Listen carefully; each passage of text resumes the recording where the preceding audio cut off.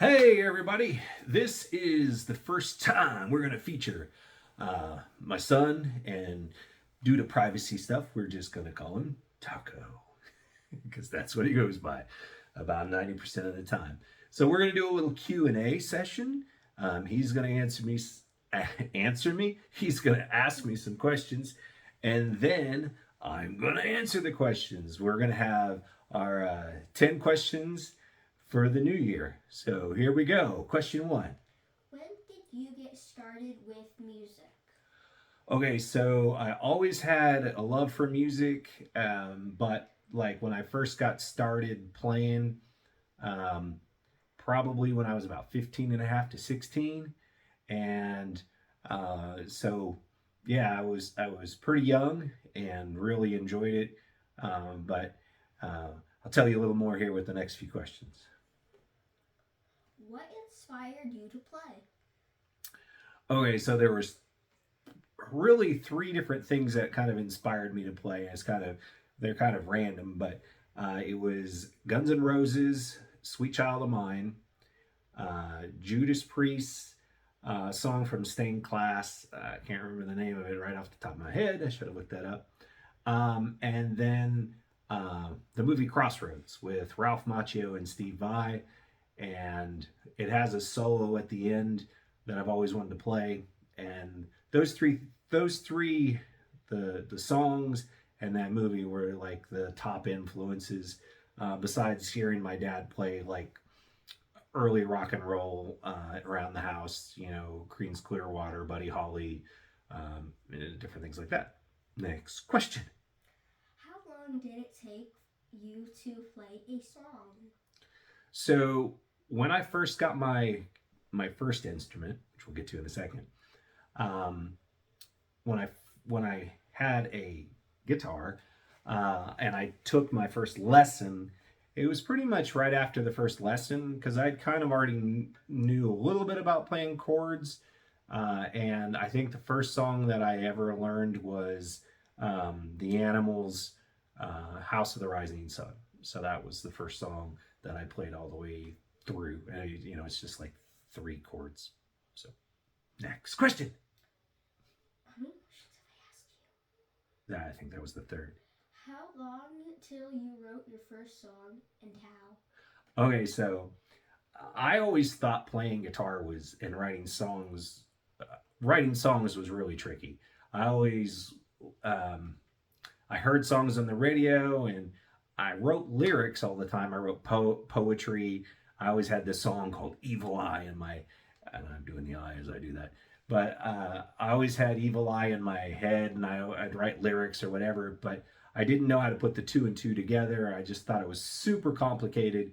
So um, one day I was reading a guitar magazine. It was Billy Corgan from the Smashing Pumpkins, and they asked him how he writes a song, and he says he takes like three chords, and those are the verses, and then he takes like maybe one of those chords and another chord, and that's the chorus. And I was like, "Oh, I can do that." But from the time I started playing guitar, I was about 15 and a half, 16, to the time I wrote my first song, I was probably 23. So quite a long while, quite a long while between learning the basics of guitar and learning how to write a song. And once I found out it was super easy, I wrote two songs and I performed them in Saudi Arabia, of all places, at a chapel that had an open mic night. It was nerve wracking. My fingers didn't work, but it was fun. Next question. What was your first guitar?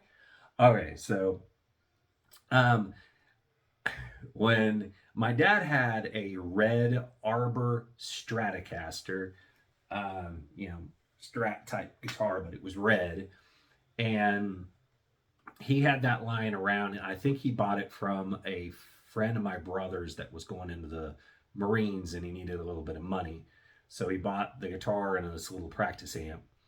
But um, my real first guitar was actually a Steinberger bass clone made by a company called Cort, Cort, which have now come back around. They used to just make like rip-offs of other brands, but anyway, it was a headless bass. It, and I told my dad that if he bought me a bass guitar, that I would learn how to play Rebel Rouser by Dwayne Eddy, because I thought it was played on a bass. But eventually I found out it was not played on a bass, it was played on a guitar with a lot of reverb and tremolo and stuff like that. I think they recorded that actually in a big old gas or oil tank with a guitar speaker in there and a microphone lowered down. So anyway, but my first guitar that I used all the time was that red Arbor Stratocaster. But the first guitar that my dad bought me was for high school graduation, and it was a brand called Westone. And unfortunately, when I joined the military, I was gone for about 3 months, and by the time I got back, it had been sitting in my parents' closet and it rusted out. So I had to sell it, and I didn't know how to fix things back then. So anyway, next question. When did you first record? So my first recording was actually with a guy named Kurt Campbell. He played in a band called Eternal Decision, one of the first bands that I ever really met in the Christian genre, and it was here in the local Oklahoma Moore general vicinity. Anyway, I was friends with Kurt, the drummer, amazing drummer. They played a very Metallica-esque sounding style of music that had their own vibe. But anyway, he offered to record a couple songs on a little 4-track recorder. He played drums on it, and I played guitar, bass, and did the vocals. But it was a 4-track, so we couldn't really do much, but it was such a blast. I had so much fun, and it got me started, which led me down the road to now I have my own studio. Next question. What were your earliest bands? My earliest band was here in this area, was a band called Trenchfoot. There was 2 guys in a band called Prophecy, and that was Jesse and Matt. Matt played drums, Jesse played bass, and a guy named Tommy Torres from Eternal Decision. And we all kind of switched up. In this group, Tommy played guitar in his regular band. He played drums in this band. Matt was a drummer, but he did the vocals. And Jesse played bass, and he was a bass, but he also played guitar. I should have got some water for this. But anyway, that was my first band, the first band I recorded with. And then I started another band called Lockdown. And then from it progressed from a band called, oh, come on, brain. I can't remember the other band. But eventually we turned into Lockdown. Lockdown turned into 11 Hours Down, and I kind of stuck with that for a while. So next question. How did you get from crazy metal music to what you play now? Good question, Taco. So I would, in my band 11 Hours Down, we had progressed. The band I was trying to remember was Such Is Life. It went from Such Is Life to Lockdown to 11 Hours Down. And we just kept getting heavier and heavier and heavier. Got into really crazy, almost like death metal, but it was a Christian group. But when I got done playing in that band, which was around 2003 time frame, I was like, okay, what do I do now? Since I'm not doing scary, heavy stuff, I started doing some acoustic gigs, started learning how to, play acoustic more, and trying to learn how to sing better, because I always thought I could just will myself into being a better singer. And unfortunately, that didn't happen for me. You take lessons on guitar to get better, but I didn't take lessons for vocals. So I started to learn how to sing. I eventually took some lessons on vocals, and now I'm doing more of a 70s doomish hard rock kind of thing.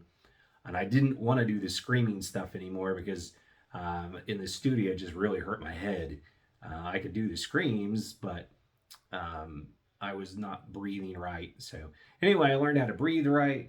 I'm still getting better, but that was kind of my path to where I'm at now.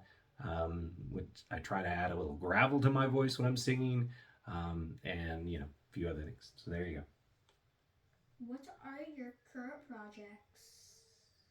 Yes. Right now I do Tracy Street and the Go Getter 500 Band, and I only release like one or two songs out of that, maybe a year. I only did one this year, and it was a Christmas song, um, "All I Want," and it's a crazy heavy song. It was fun to do, but it's not my normal 9 to 5, if you will. But the um, Bare Bones is kind of my main project, and that I do with Mike and Peter. Mike plays guitar, Peter plays bass, and we use primarily Toontrack drums for the drum stuff. But I did have a chance this year to work with a real drummer, Tommy, who played in the band Radio Angel.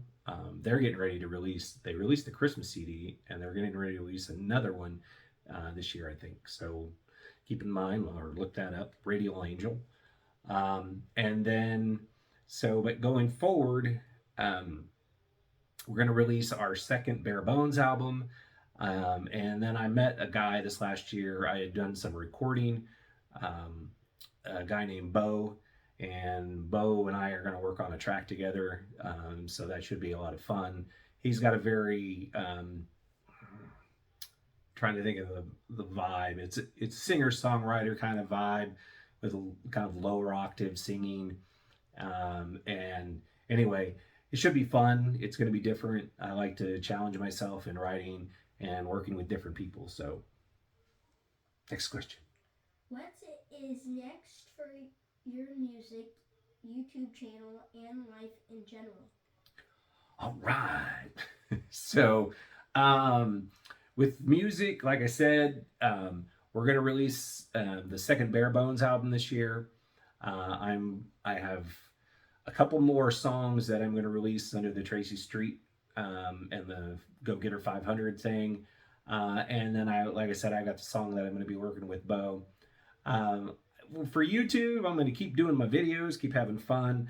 I kind of want to stray away from like just promoting different companies, their gear or whatever. Gear reviews are fun, and it's fun to kind of like show off, cheap finds like this guitar here or this one here. But I'll probably do some more gear reviews. Obviously, I'm going to do more Bible studies because Christ and my faith is very, very important to me. As if you've watched my channel long enough, you'd know that. And then what was the last part? Oh, and life in general. Oh, and life in general. So I do own a home recording studio, so I'm probably gonna try to get some more artists to come in and record. I was fortunate this year to record a lady from Africa, and I know Africa is a huge continent.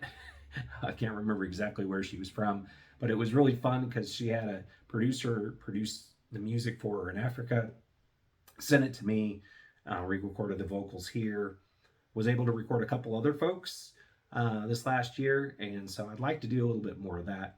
So if you live in this area, hit me up in the comments, and I do primarily like singer-songwriter, but I can do pretty much anything except live drums.